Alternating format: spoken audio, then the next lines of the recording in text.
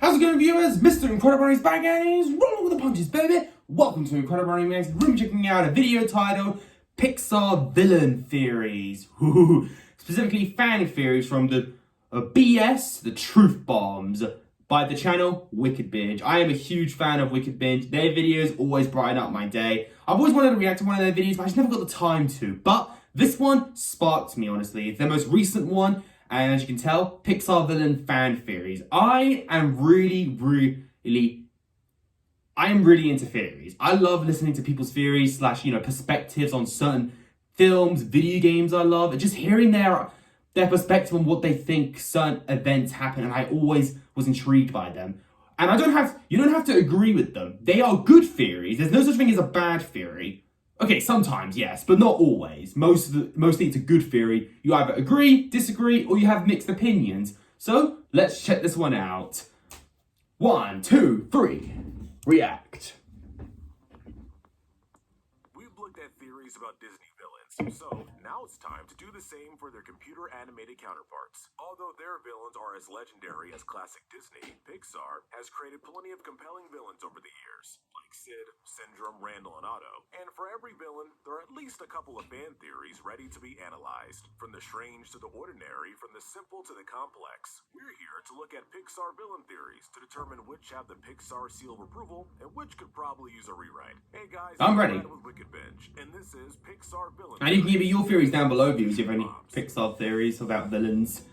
Me, I don't really make theories. I just like listening to them. First, we'll be dissecting the theories that it's safe to say aren't accurate. Whether they contradict the source material or were debunked by Pixar themselves, it's clear that these theories are bullcrap. Sid's name is a reference to Disney. Our first What? theory originates from Reddit user The Rambling Mammal and focuses on Pixar's first villain, Sid Phillips. The author suggests that the name Sid is short for Sydney, which, if you look closely, is itself an anagram of the word Disney. The theory Kind of? claimed that this wasn't an accidental reference. Instead, this was an intentional creative decision on the part of the film's director, John Lasseter. Lasseter had worked at Disney years prior and was hired by the company only a few years after joining their animation department. So Sid isn't just a destructive kid, according to this theory, but instead a way for Lasseter to make fun of his old bosses. His evil actions, destroying toys and making his creepy creations out of them, could be a commentary on the Disney studio. At the time Lasseter was employed, they tended to rip films out of his hands and make them more their product. While Sid's full name is in fact Sydney,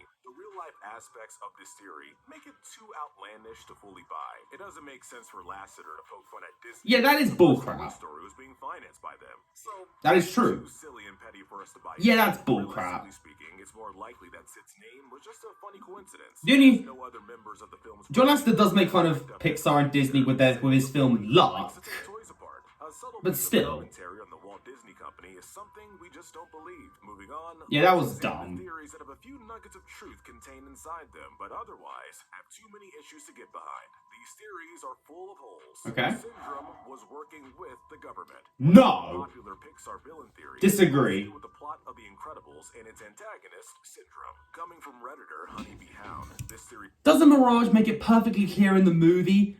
According to the government, neither of us exist. So how could they be working for the government if they don't even exist on the name category thing? That doesn't make sense. And Syndrome and Mirage and all his guards were on a deserted island in the middle of practically nowhere that you needed a jet to fly over to. Yeah, this doesn't make sense. This is bullcrap. He was not working with the government. Syndrome got rich by inventing weapons himself. The government agents who were tasked with keeping an eye on the superheroes. Syndrome helped them for the sake of business, while these agents helped so they didn't have to worry about the heroes anymore. How do you think I got rich? I invented weapons. This is why the agents seem to not know Syndrome's island or the murder of most of the supers, even though they should. While we must admit that this is one of the more creative theories we'll be looking at, it unfortunately starts to come undone when you compare it to the events of the movie. First, it's up for debate as to whether or not Syndrome killed all the heroes. While we do see many marked as eliminated in the movie, it's never made clear whether or not these are all the heroes left in the movie's universe. Given the events of the sequel, we think it's far from all of them. It's also not clear the extent to which the government knows about Syndrome's plot. For all we know, they were completely... And some villains die because of, their capes. Alternatively, they did know on some level and were investigating the matter. Since they are relatively minor characters, either one is possible. As we said prior, this is a very creative theory, but the evidence doesn't match up with what's presented in the movie. Syndrome working with the government is just as likely as the two having no involvement, and it's because of that fact that we consider this theory to be bunk. Yeah. Skinner inspired Charles Bunce's talking collar technology. Oh. For a crossover, this next theory is actually a smaller part of the larger Pixar theory and connects the villains of both Ratatouille and Up. After Okay. the events of Ratatouille, Chef Skinner is now well aware of the fact that animals can communicate just as well as humans. What villain could benefit from this knowledge? The adventurer Charles. Oh, Charles once invented the dog collar. This discovery, possibly from rumors shared across the world, or he may have met Skinner. This leads to Muntz becoming intrigued by animals being on par with humans, prompting the creation of the collars that allow his canine companions to communicate. You know what? That is actually kind of believable. But sadly, the timelines do not match. Up takes place in the present day. Ratatouille is more unclear. It's never explicitly mentioned in the yeah, I didn't think of that. The technology. It seems likely it takes place sometime during the I think it's a good theory, though. That's a good theory. Away from the events of Up. This also doesn't factor when Muntz could have begun working on this tech, as we know from the film that he has disappeared from the public eye for a long time. Regardless, the timelines don't add up, and even disregarding that issue, it seems strange that Muntz and Skinner would even interact with each other. A chef and an explorer? They're not the type to be interested in each other. So yeah, that's a confusing duo. Overall, while Skinner and Charles might be a pretty dastardly duo, the idea of them being friends and aiding each other seems unlikely, even in a world full of talking mice and dogs. Now, you know what, that's fair. Okay, I don't agree with it, but it's actually a good theory. Accurate, but they at least have more going on. In a nutshell, these theories are possible. Okay. Randall was Andy's monster. From the Super Carlin brothers. Okay, I agree with that. Theory that connects both the Toy Story and Monsters Inc. franchises. You know, I agree with that. That has to be true. Because, first of all, isn't there a moment in Monsters Inc. when Randall is practicing using his camouflage, and there's a point where his red buddy, I think it's Fungus, one of the wallpapers is Andy's wallpaper from his room. Blue sky with clouds. Yeah. And when Andy's toys disappear in the first film, he gets really upset. He's like, where's my Buzz Lightyear? I left him right there. Maybe he gets scared of things disappearing. So if he saw Randall disappears, and then he gets scared.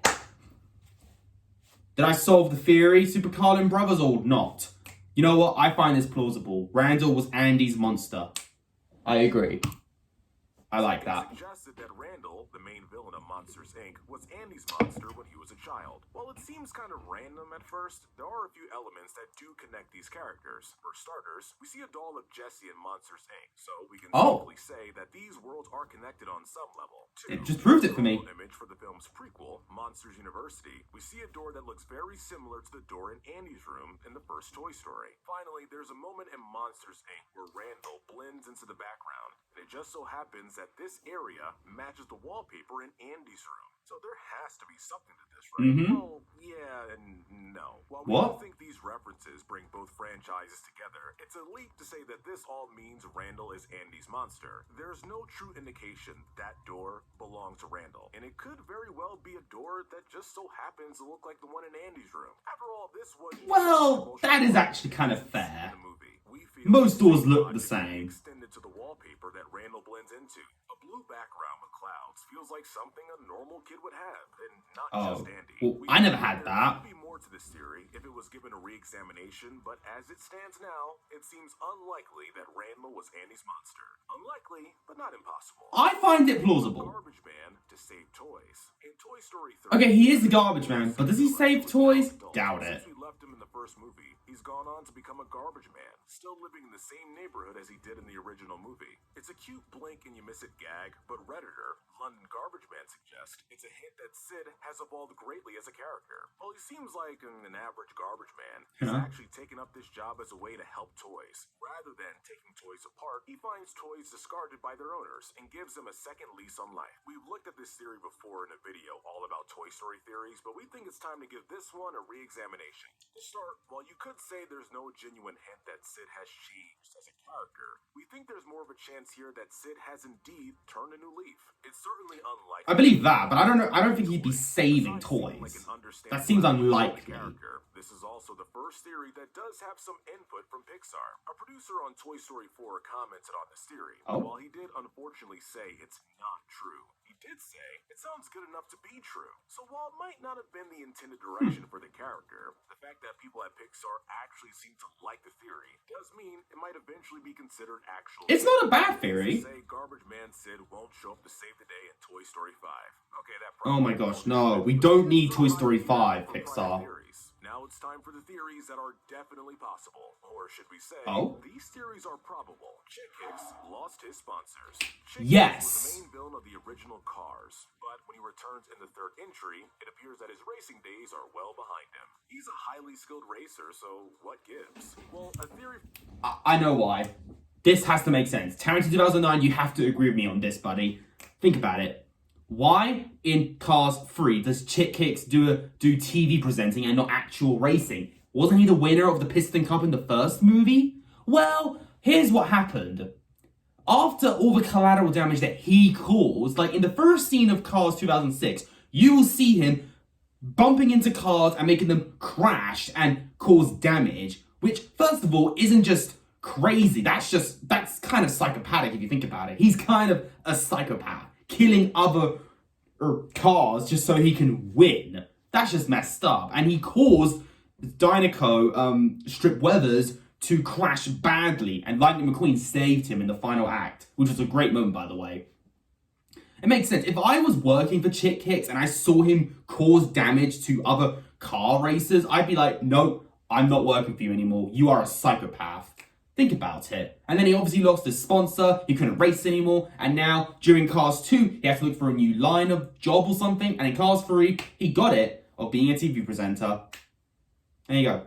It has to be true. This is a 100% accurate. I'm calling it. Who wants to work for Chick Hicks after all the collateral damage he caused? Might shed some light on the reasoning. To put it simply, Chick Hicks left the racing scene because he lost all of his sponsors. Following his crash of the King in the first film, all of his sponsors dropped him, and no new sponsors were willing to take him in. Without them, nor his fans at his side, he was forced to stop racing and took up a new profession as the host of a race show. I do like him in Cars 3, he's pretty funny. In theory, but sometimes the answers to the questions we seek are simple. And seeing as there was no attempted effort at informing the audience of what happened to Chick Hicks after the first movie, it seems like a pretty reasonable assumption. Chick Hicks is all about fame and the spotlight, but if he loses an element of his fame, in this case, his sponsors, then it totally makes sense for him to abandon racing and try to find a new way to accumulate attention. As we said, this theory isn't quite as complex or out there as many of the ones we've covered in this series, but there can be reason found in simplicity. While it's never been outright confirmed, this seems like a logical reason for Chick Hicks' absence from the speedways. Finally, we reach the theory I think it's 100% accurate. Pixar, or simply have too much evidence to discard. These theories are 100% true. Okay. Lotso is an evil analog to Woody. We've Yes. heard this theory before, but we like it so much that we I've heard this theory before, actually. Woody would become... Lotso is what Woody would have become if he was abandoned by Andy. When you look more at him, you start to see that he's in fact a foil to Woody. When you examine both characters, there are certainly more than a few similarities. They're both toys that feared abandonment and saw their owners as their entire lives. But while Woody takes pride in his friends and looks to the future, Lotso shunned everyone in his life and focused so much on the past that it's completely altered his judgment. The villain being a foil to the hero is not uncharted territory as far as Pixar is concerned. What are y'all doing? Running back to your kid? In their very last movie before Toy Story 3, Carl and Charles had a lot of parallels. It's a classic way to challenge the hero, and it's a formula Pixar loves to make use of. Besides the apparent similarities in Pixar's history of using this technique, the thing that adds truth to the theory is that the filmmakers themselves admitted it was the case. In a commentary track on the movie, the crew says outright that they intended to make Lotso an analog to Woody. Doesn't get much more concrete than that. While it might not seem like the case, this cowboy and teddy bear have far more in common than They proved it. to ever admit. But real quick, before Yeah, we get to our 100%. if you I agree with enjoyed that this one. video, do us a huge favor and hit that It's a subscribe truth bomb, button. viewers, and you know it. We ask because we really And that just proves why Toy Story 4 was absolutely unnecessary. Videos we'd love to share with you. Thanks a lot, guys. By and Large was created by Syndrome. By and Large, That the is giant plausible. corporation plays a small but nevertheless crucial role in the events of Pixar's ninth film, WALL-E. They are ultimately responsible for the Earth becoming such a cesspool of trash. And By and Large has robot servants. Needing to evacuate Yeah. if they are to continue life. However, one popular Pixar theory suggests that By and Large's villainy extends to many other corners of the Pixar universe, most notably The Incredibles. By and Large was actually the creation of Syndrome, who created the company as a front for many of his business enterprises. That would most definitely explain how they went from selling yogurt to making robots. Its Omni-droids were also the beginning of future robots created by the corporation, such as Wall-E and Eve. Beyond that, many other pieces of Syndrome's tech are used and later refined in WALL-E. For example, the character Go4 seems to have an updated version of the zero-point technology. Oh my gosh, that's You true! really see where all of Syndrome's equipment is coming from in the film. We know it's his creations, but we don't know what company was behind it or anything like that. Just like we don't know about this detail, we also don't know a lot about where By and Large came from. Who's to say Syndrome didn't create them? We haven't even mentioned that both the creation of By and Large and the events in The Incredibles happened in the 1960s. It sounds crazy, but it seems like By and Large was created as a means to get rid of the superheroes. After Syndrome died, the company's goals changed to a different and more long-term type of villainy. Considering all the connections between them and how well they fit together, this theory is easily our favorite and the biggest truth bomb of them all. Alright guys, that's it. Let us know in the comments section. Yeah, that... Very well done. I guess the only issue with that theory is that there isn't a single there isn't like a wall in By and Large somewhere where they actually say thanks to our founder or creator Buddy Pine. I find that odd that they don't have like a little memorial for Syndrome, but I guess Pixar didn't want to fully admit it. But hey, that's very accurate. And Syndrome does make it clear in the movie that when he gets old and he has his fun, he'll sell his inventions. And By and Large are basically selling their stuff to the public, Just think about it, viewers. Yeah, that was really well. These were some really interesting theories. If there's any other video about Wicked Binge I should check out, viewers, then comment down below. And if you enjoyed this particular video, leave a like on it. Don't forget to subscribe if you're interested. Follow me on Instagram, link down below. And until then, stay positive, keep calm, stay safe, be incredible. And as always, Brony on. Peace.